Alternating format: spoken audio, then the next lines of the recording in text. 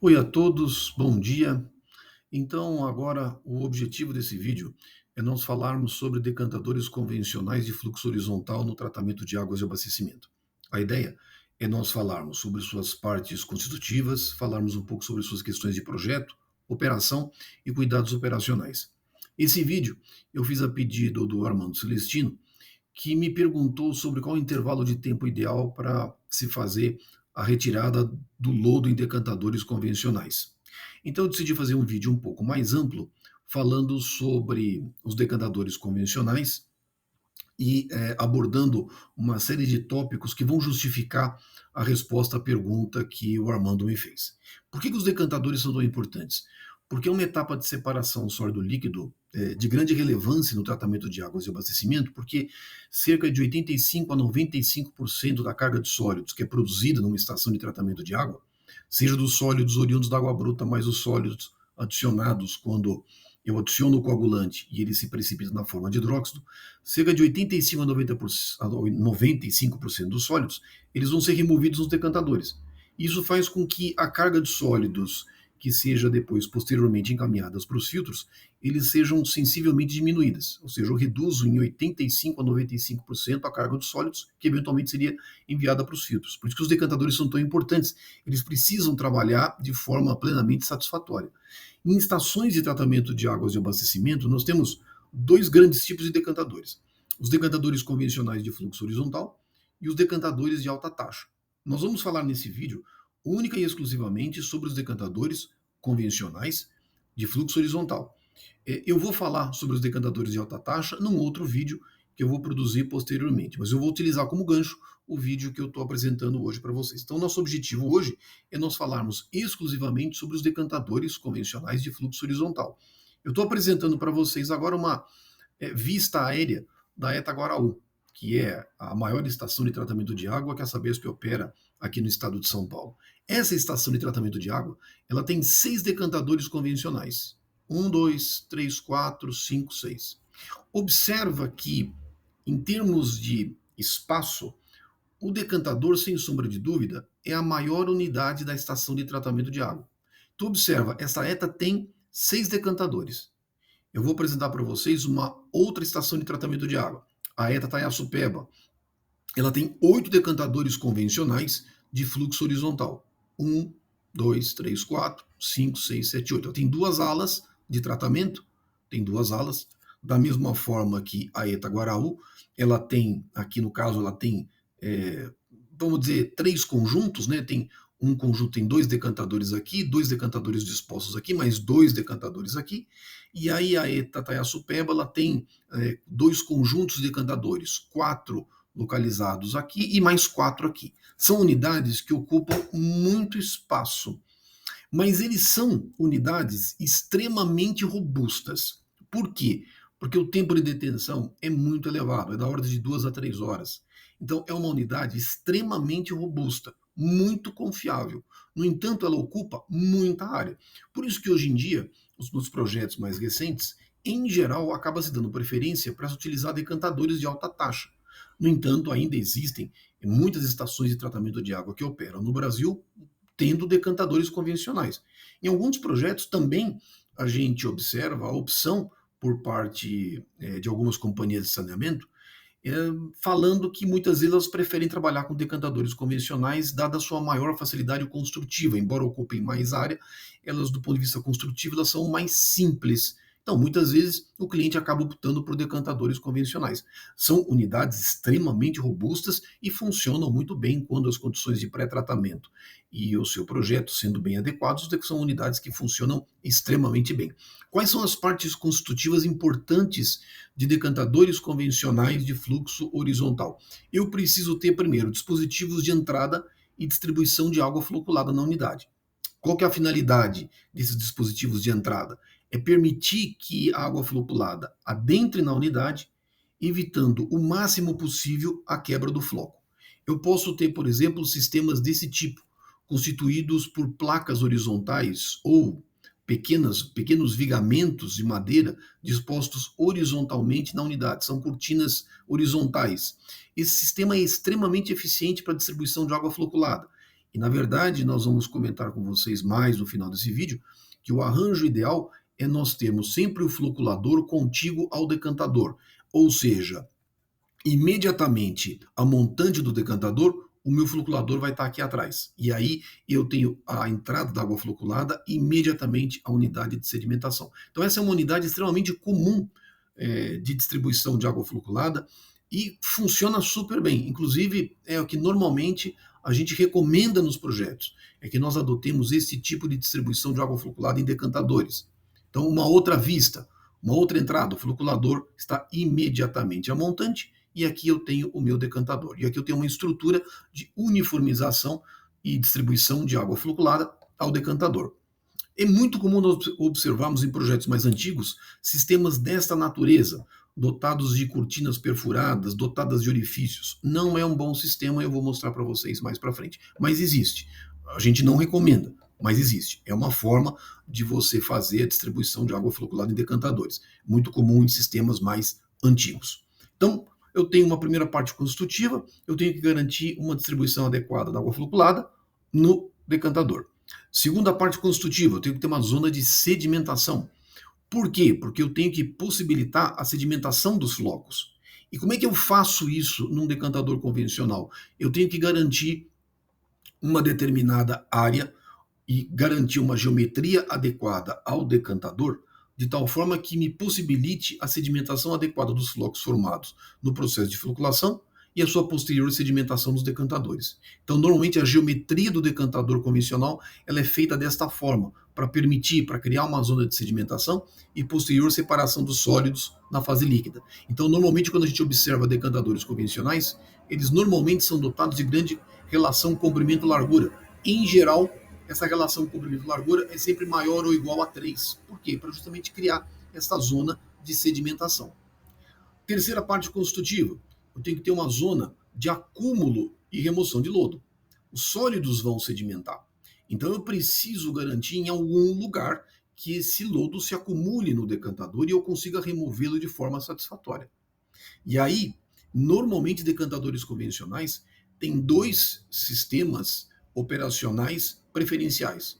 Decantadores mais antigos, via de regra, são decantadores sem sistemas de remoção semicontínua de lodo. Não tem sistemas de remoção semicontínua de lodo. Não tem.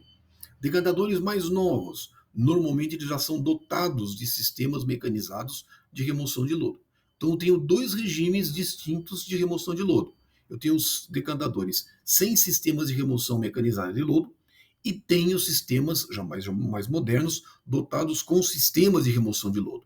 Então esse é um decantador, por exemplo, um decantador antigo sem um sistema mecanizado de remoção de lodo. Ou seja, ele é simplesmente uma estrutura, uma caixa, dotado de descargas de fundo, e que me permite a remoção de lodo de tempos em tempos.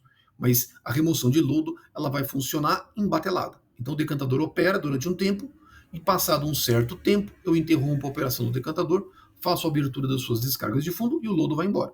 Então, esse é um exemplo típico de um decantador antigo, ou seja, um decantador que não tem sistemas de remoção semicontínua de lodo. Então, uma outra vista de um decantador também projetado convencional, mas sem um sistema mecanizado de remoção de lodo.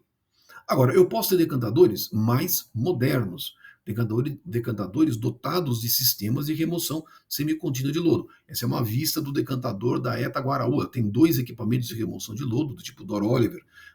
São sistemas de remoção do tipo circulares. É um sistema excelente, extremamente robusto, construído na década de 60 e que continua operando até hoje com resultados fora de série. Ou seja, esse decantador tem um sistema de remoção semicontínua de lodo. E aí nós temos, na verdade, inúmeras tecnologias existentes hoje para sistemas de remoção de lodo, ou seja, sistemas mecanizados. Tem inúmeras tecnologias. Essa, por exemplo, é um outro tipo de tecnologia do ponto de vista estrutural muito mais simples e que também tem excelentes resultados.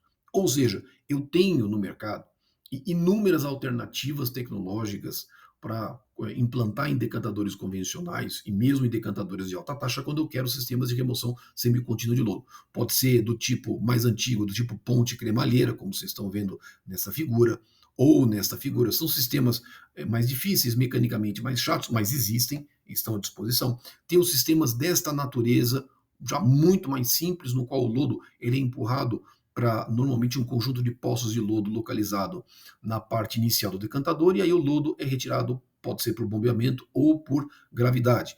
Mas o lodo, na verdade, é um sistema de remoção semicontínua.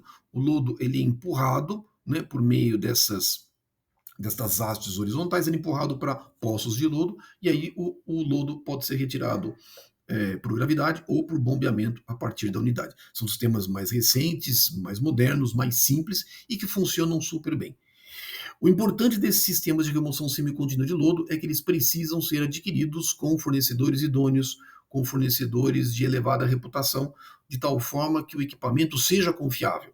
Isso eu vou comentar com vocês mais no final do vídeo. O equipamento tem que ser de boa qualidade, senão não adianta. Custa caro e aí fatalmente não vai funcionar. Vou até mostrar algumas fotos de decantadores que fizeram a instalação de sistemas de remoção de lodo de qualidade duvidosa e depois não funcionando, passam a ocasionar inúmeros problemas operacionais na unidade. Bom, a quarta parte constitutiva, final, eu preciso ter dispositivos de coleta de água decantada. E qual que é a minha finalidade? Eu preciso coletar água decantada sem interferir no processo de sedimentação, ou seja, eu não posso causar perturbações no escoamento e que venha me interferir na zona de sedimentação. Então eu preciso ter calhas de coleta de água decantada e normalmente elas são localizadas na parte final do decantador. A recomendação é que esse comprimento das calhas não exceda a 20% do comprimento total do decantador. Então, por exemplo, essa vista mostra o decantador da ETA Guaraú e eu tenho no final da unidade as minhas calhas de coleta de água decantada. Comprimento máximo, comprimento da calha, não pode exceder a 20% do comprimento total do decantador. Aqui uma outra vista, 2 decantadores convencionais e olha aqui as minhas calhas dispostas no final do meu decantador. Estas calhas de coleta de água decantada precisam ter vertedores triangulares, de tal forma que me possibilite homogeneizar adequadamente a coleta de água decantada, sem interferir no escoamento. Eu posso ter também para decantadores pequenos sistemas de coleta de água decantada do tipo tubulações perfuradas. É um sistema que muitas vezes a gente observa para pequenos decantadores. Funciona relativamente bem, mas a recomendação é que apenas se utilize para decantadores de pequeno porte, cujas vazões sejam 25, 50 litros por segundo, não mais. A gente não recomenda esse tipo de sistema para decantadores de maior porte. Né? Por quê? Porque hidraulicamente é difícil você garantir que esse tubo, uma tubulação circular, trabalhe toda ela como conduto livre.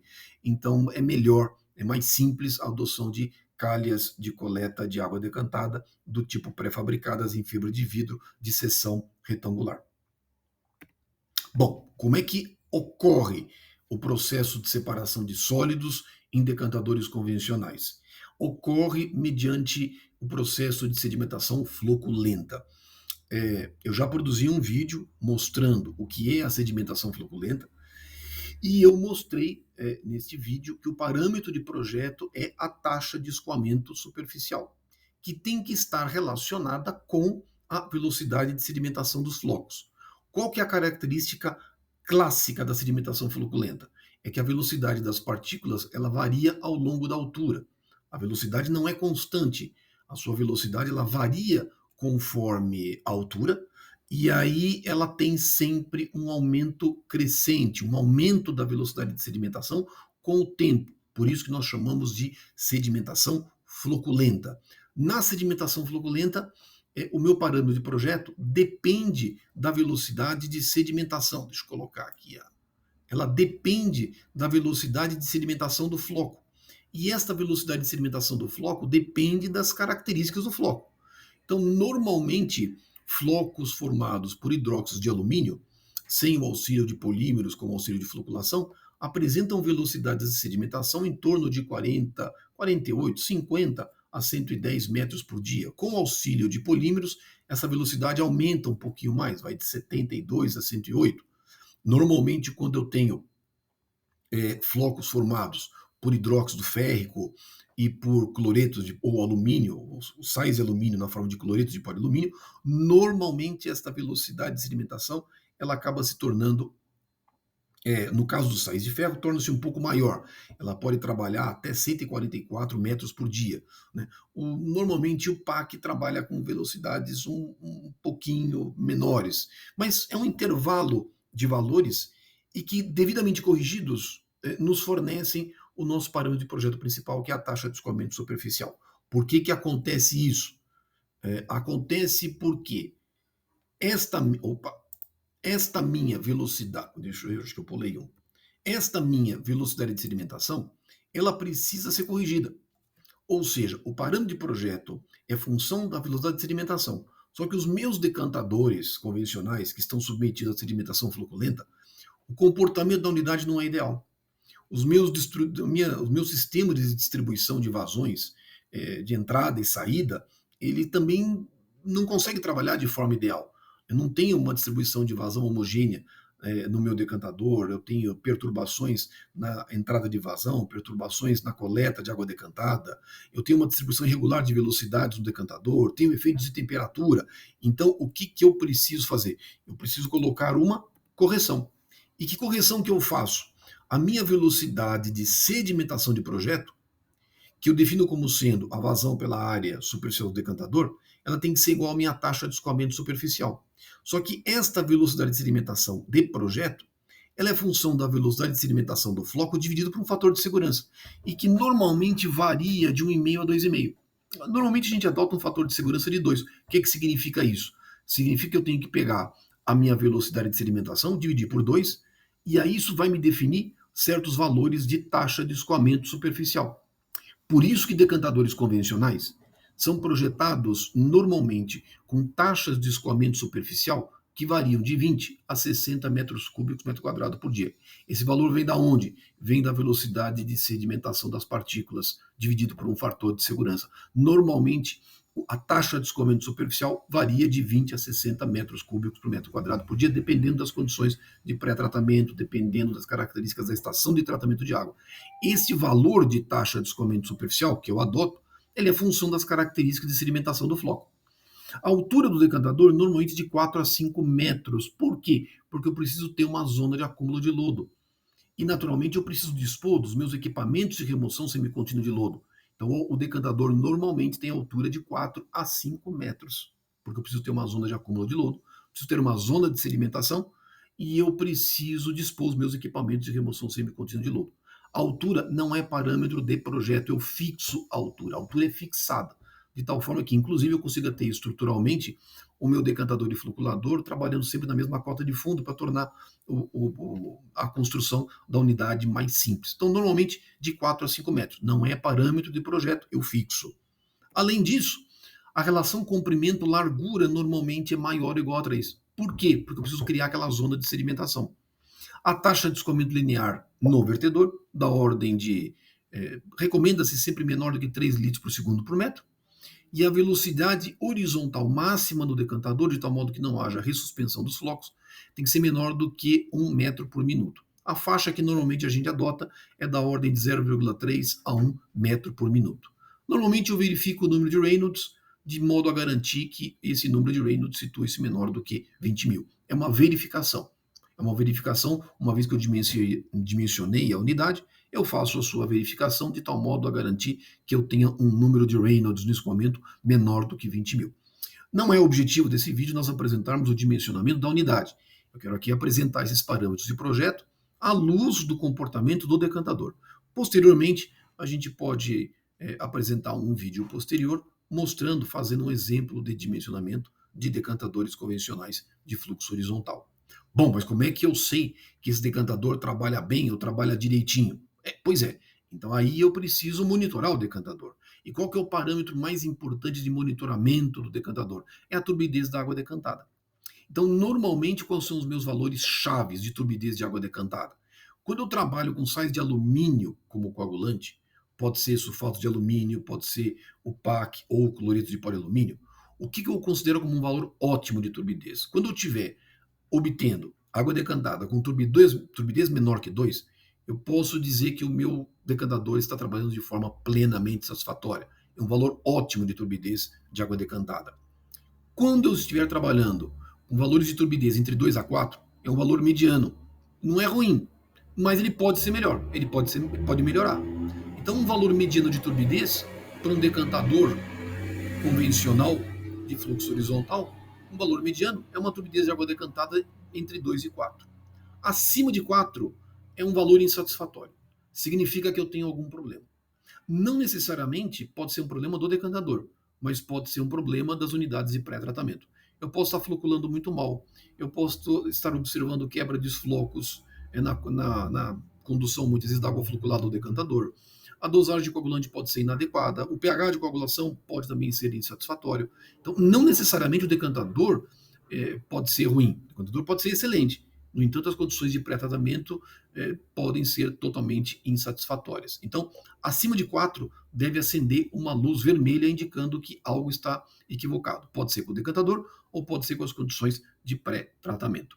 Quando nós trabalhamos com sais de ferro, como o sal de ferro me permite a formação de flocos mais densos e com maior velocidade de sedimentação, normalmente eu considero como um valor ótimo de turbidez quando eu consigo atingir valores menores do que 1.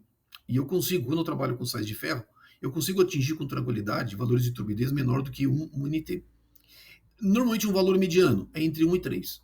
Então é considerado aceitável um decantador trabalhando com sais de ferro, obtendo valores de turbidez entre 1 e 3. Acima de 3, acende-se uma luz amarela, vermelha, indicando problemas operacionais na operação do decantador ou dos meus sistemas de pré-tratamento, do meu sistema de tratamento localizado ao montante. Então são alguns valores de turbidez que me permitem julgar se o decantador está trabalhando de forma adequada ou não.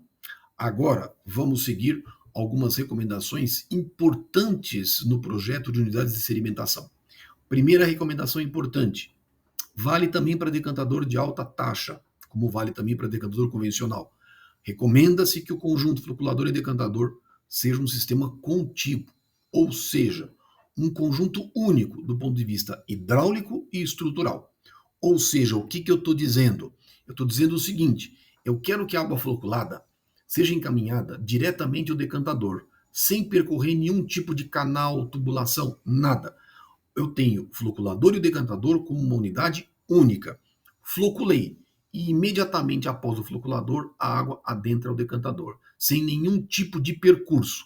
Por quê? Porque eu quero evitar a quebra dos flocos.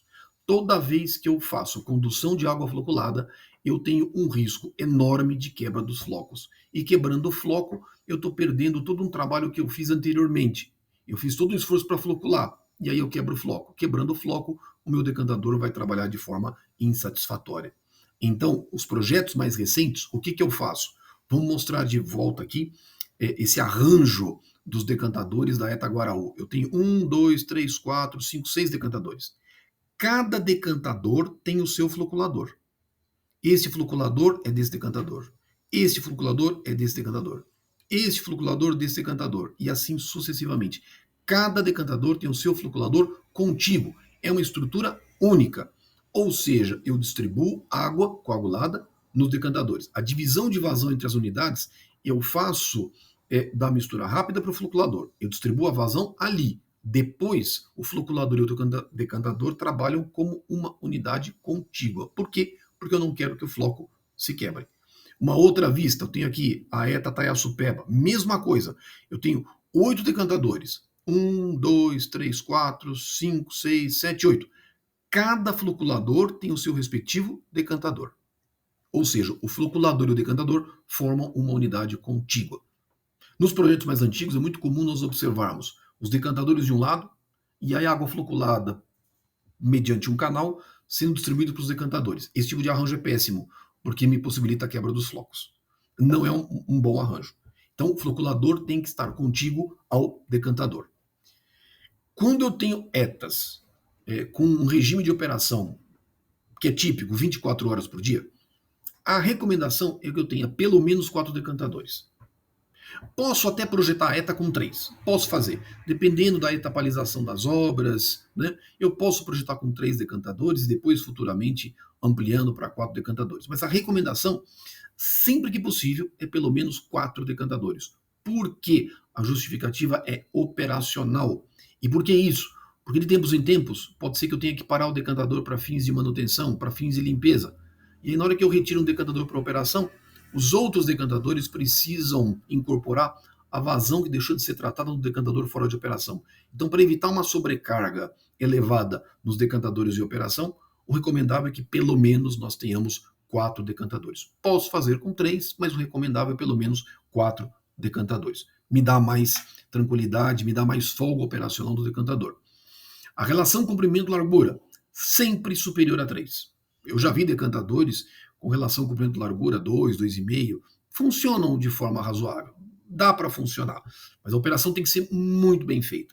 O ideal sempre é que a relação comprimento-largura seja maior ou igual a 3. Por quê? Porque eu quero criar uma zona de sedimentação que me trabalhe de forma satisfatória, garantindo a separação dos flocos na fase líquida.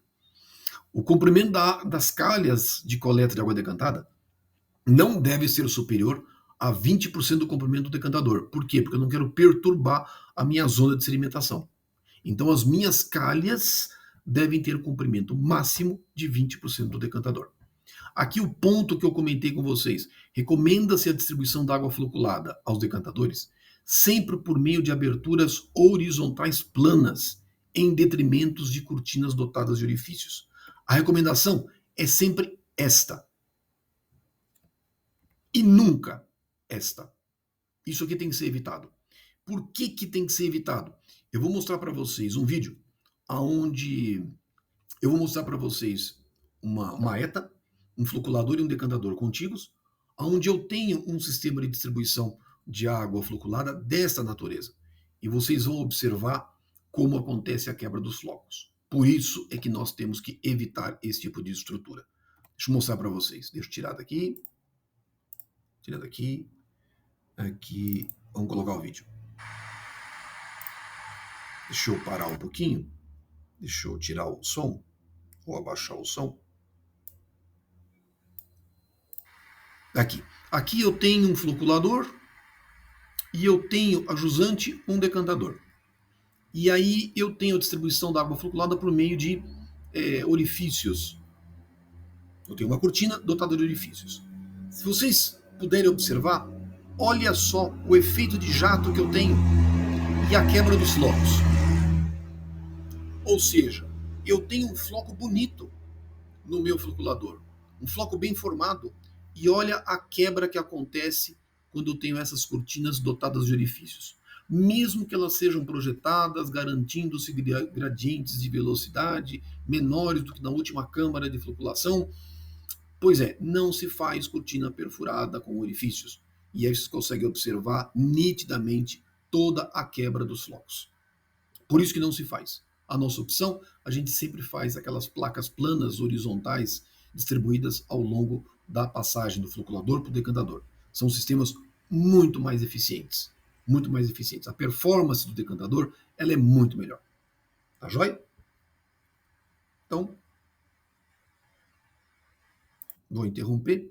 Inclusive, esses vídeos eu tenho no meu canal no YouTube.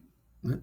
Esses vídeos mostrando quebra de flocos em sistemas de floculador e decantador, eu tenho muitos desses vídeos no meu canal. E aí, caso depois vocês queiram assistir novamente com mais calma, lá eu tenho pelo menos uns 3, 4 vídeos apresentando fenômenos desta natureza. Então, o ideal é não se evitar sistemas dessa natureza. Tá joia? Pois bem, toda vez que eu implementar, que eu instalar sistemas de coleta de água decantada composto por calhas, é sempre melhor do que tubulações perfuradas. Eu comentei já anteriormente, eu tenho 2 sistemas de coleta de água decantada. Eu posso colocar calhas de coleta ou posso colocar tubulações perfuradas.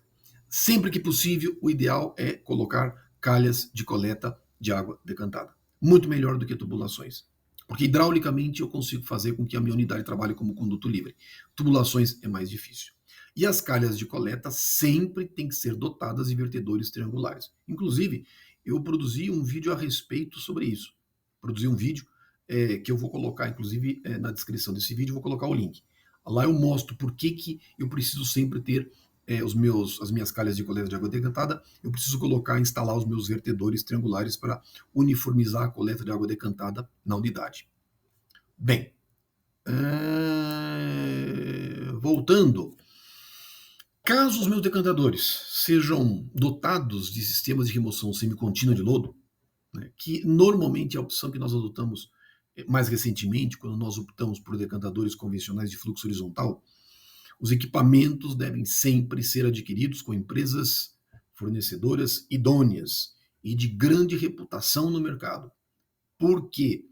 Porque os equipamentos precisam essencialmente funcionar. Se não funcionarem, se eu não tiver uma remoção adequada de lodo do decantador, eu mudei aqui. Se eu não tiver um sistema de remoção adequada de lodo no decantador, o que vai acontecer? Esse lodo vai se acumular. Em se acumulando e eu não conseguindo remover, esse lodo vai entrar em putrefação. E aí esse lodo começa a se destacar em placas, subir, e aí causando um prejuízo enorme na qualidade da água decantada. Eu vou mostrar para vocês depois uma figura, né? Mostrando o que acontece quando o lodo ele flota no decantador em razão dele entrar em anaerobiose. Mas ele só entra em anaerobiose caso ele fique muito tempo no decantador. Limpeza de decantadores convencionais sem sistemas de remoção de lodo deve acontecer em intervalos de tempo em torno de 20 a 40 dias. Não mais do que isso. Por quê? Porque, como eu disse para vocês, o lodo entra em putrefação. E aí eu começo a ter a subida de placas de lodo. O que significa eu lavar o decantador em intervalos de tempo de 20 a 40 dias? Eu tenho um decantador convencional de fluxo horizontal, sem sistema de remoção semicontínua de lodo. Então, ele vai operar durante 20 a 40 dias no máximo. Eu vou ter que interromper o decantador e eu vou ter que lavar o decantador. Eu vou mostrar aqui para vocês um vídeo de uma lavagem de decantadores. Ou seja, o procedimento ele é simples. Deixa eu ver aqui. Cadê? Lavagem de decantadores. Isso aqui é um decantador sendo lavado. Ou seja, eu abro a descarga de fundo, removo o lodo, parte do lodo por gravidade, o removo por via hidráulica, só que depois sempre vai ficar uma camada de lodo na superfície do decantador. E aí eu tenho que entrar e tenho que fazer o seu jateamento. Eu tenho que jatear, eu tenho que tirar com jatos de água para fazer a lavagem do decantador. Então, esse é um procedimento que eu tenho que fazer. Agora, imagine o seguinte. Esse procedimento eu tenho que fazer a cada 20 a 40 dias. O que acontece quando eu expando esse tempo? Quando o meu tempo fica maior do que 40 dias, 50 dias, 60 dias, 80 dias, 90 dias, esse lodo começa a densar no decantador, e aí quando eu faço a sua primeira descarga hidráulica, o lodo não sai. E aí a lavagem do decantador fica severamente comprometida. Aí o que eu tenho que fazer? A remoção se torna mais difícil. E aí qual que é o problema de eu reter o lodo durante muito tempo no decantador? Acima de 20, acima de 30 dias. Esse lodo começa a entrar em putrefação. E aí eu começo a subir com placas de lodo para cima do decantador. E normalmente essas placas acabam parando nas calhas de coleta de água decantada e piorando a qualidade da água decantada. Você vai perguntar, mas por que o lodo entra em putrefação? O lodo de ETA não é essencialmente inorgânico? 80 a 90% dos sólidos que eu tenho presente na água floculada, eles são de origem inorgânica, mas sempre tem uma pequena fração orgânica. E quando eles ficam retidos no decantador durante muito tempo, eles entram em putrefação. Ou seja, eles entram em um regime de degradação anaeróbia, de digestão anaeróbia. A anaeróbia produz gás. E com essa produção de gás, ele sobe na forma de placa, ou jacaré, como comumente a gente fala em etas e etes, sobe na forma de um jacaré, e aí piora a qualidade da água decantada. Ou seja, recomendação, decantadores convencionais sem sistemas de remoção de lodo não podem trabalhar mais do que 40 dias sem a sua limpeza. Não pode. Não pode. Por quê? Isso aqui é um decantador que ficou de 90 a 120 dias sem remoção de lodo. Olha o que acontece. Então, até a gente brinca, né? A gente não é Jesus, mas dá para andar aqui em cima. O lodo adensou tanto que ele não consegue tirar, não conseguiu tirar por remoção hidráulica. Ou seja, quando eu faço a descarga do decantador, abrindo a sua válvula de descarga, e aí hidraulicamente o lodo é, entre aspas, empurrado pela água para fora do decantador, eu não consigo, porque o lodo adensou. Olha a quantidade de lodo retido na unidade. E aí a remoção, a lavagem, é muito mais difícil. Muito mais difícil. Ou acontece isso, né? Lodo durante muito tempo presente no decantador, sem remoção. Seja porque não tem lavagem, seja porque o equipamento de remoção de lodo não funciona de forma satisfatória, começam a formar estas placas. Elas sobem porque elas entram em processo de decomposição e aí acaba causando prejuízos enormes na qualidade da água decantada. E veja que eles param sempre aonde? Param nas calhas de coleta de água decantada. E aí isso vai me causar um prejuízo na qualidade da água decantada. Então, por isso que os decantadores precisam ser lavados em intervalos não superiores a 20, 30 dias. Decantadores convencionais, dotados de sistemas de remoção de lodo, aí a pergunta é, bom, mas se eu tiver um decantador com sistema de remoção semicontínua de lodo, aí ele pode operar direto, não pode? Pode, pode. Se o sistema trabalhar adequadamente, se o sistema for bom, se os removedores de lodo forem confiáveis, você vai conseguir trabalhar sem problema nenhum, vai conseguir trabalhar de forma ininterrupta, sem você parar a unidade para fins de limpeza. Mas tem uma observação, que muitas vezes é negligenciado em projeto dietas e que comprometem o tratamento da fase sólida.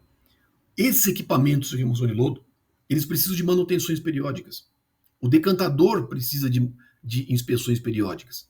Então, o recomendável é que uma vez por ano você pare o decantador. Para quê? Para retirar lodo? Não. Se o sistema de remoção de lodo trabalhar de forma satisfatória, eu não preciso parar o decantador para tirar o lodo. Mas eu preciso fazer manutenções periódicas estruturais no decantador e, o mais importante, inspeções e manutenção no meu removedor de lodo. Então tem que parar o decantador. Então é recomendável parar uma vez por ano para fins de manutenção. E aí eu tenho que esgotar o decantador. E aí, eventual lodo, sólidos que possa eventualmente ficar, tem que ser encaminhado para algum lugar. Isso vai me impactar a concepção do sistema de tratamento da fase sólida, que tem que ser projetada para esta condição. Então, mesmo que eu tenha um sistema de remoção de lodo semicontínuo, mesmo que o meu decantador tenha um sistema de remoção de lodo semicontínuo, eu tenho que prever a parada da unidade uma vez por ano para fins de manutenção. Isso é mandatório.